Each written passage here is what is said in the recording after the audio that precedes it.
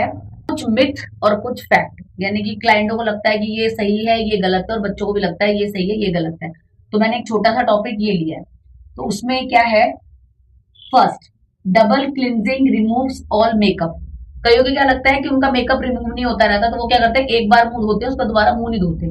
तो उनको लगता है नहीं, बार बार मुंह धोने से हमारी स्किन छिल जाएगी, गल जाएगी।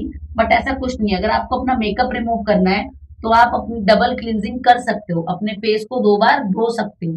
ठीक है, चाहे आप फर्स्ट में आप मेकअप वाइप्स का यूज कर लो, या फर्स्ट में सबसे पहले मेरा सजेशन यही है कि आप कोई भी ऑयल ले लो, जॉनसन बेबी ऑयल ले लो, या फिर मॉइस्चराइजर क्रीम ले लो निविया की, टिश्यू की हेल्प से अपना काजल लिपस्टिक ये सब रिमूव करो, देन आप फेस वॉश करो। तो इसको हम डबल क्लिनजिंग कहते हैं। तो ये क्या फैक्ट है, आप डबल क्लिनजिंग यूज कर सकते हो मेकअप रिमूव करने के लिए, राइट।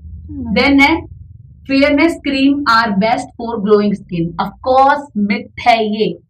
फेयरनेस क्रीम कोई सी भी यूज कर लो, आपका चेहरा गोरा नहीं हो जाएगा।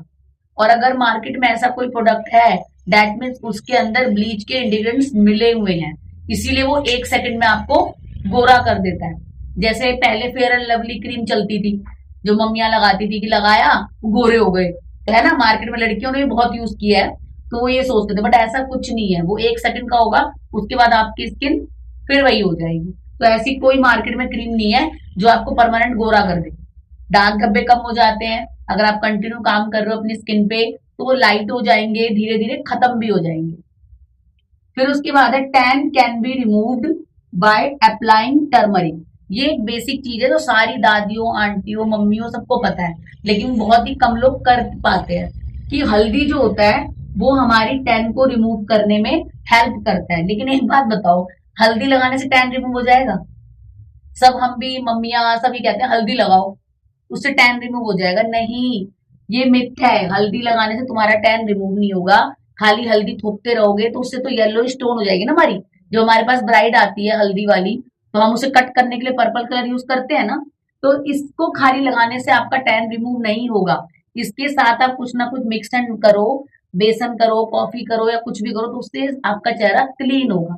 लेकिन टैन रिमूव करने के लिए आपको परमानेंट कोई ना कोई फेस वॉश, सीटीएम यूज करना पड़ेगा, D10 पैक यूज करने पड़ेंगे, जिससे ये चीज कंटिन्यू रहेगी। क्योंकि ये तो देसी इलाज होता है ना, देसी इलाज से तो हम परमानेंट करेंगे तभी तो क्लीनिंग होगी।